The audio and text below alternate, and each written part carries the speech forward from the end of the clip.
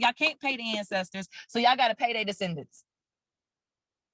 Everybody needs check. This is not going to stop. And what was crazy is you could have just given me a mule and 40 acres.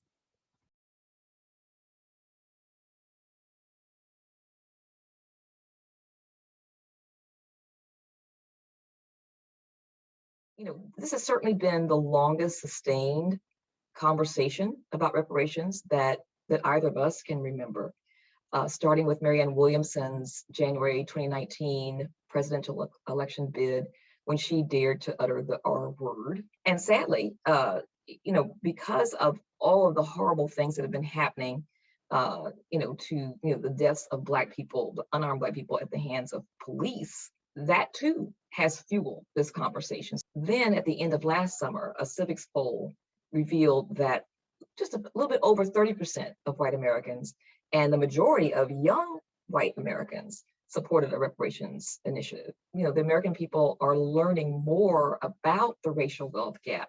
I don't think that, 10, 15 years ago, or even 3 years ago, that phrase was even in most people's parlance. Black Americans who have ancestors who were enslaved in the United States constitute about 12% of the nation's population, but possess less than 2% of the nation's wealth.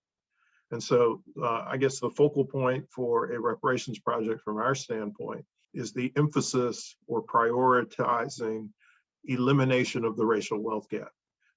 And so to bring the Black share of wealth into conformity with the Black share of the population would require an expenditure of somewhere in the vicinity of $11 trillion.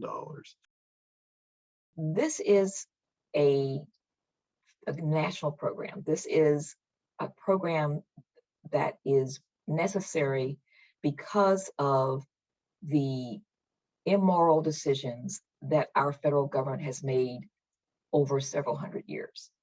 The culpable party is the federal government, and they should be made to pay as direct payments, direct cash payments. It is certainly possible to make those payments in something that's less liquid than cash. If it's a trust fund, an endowment fund, perhaps, and certainly one could stretch the payments over a period of years.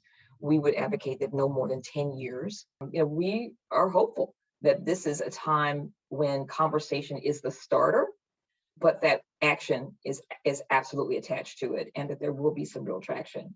Yeah, we think the phrase "just a check" should be replaced by "must be a check." Cut all the checks. Cut all the checks.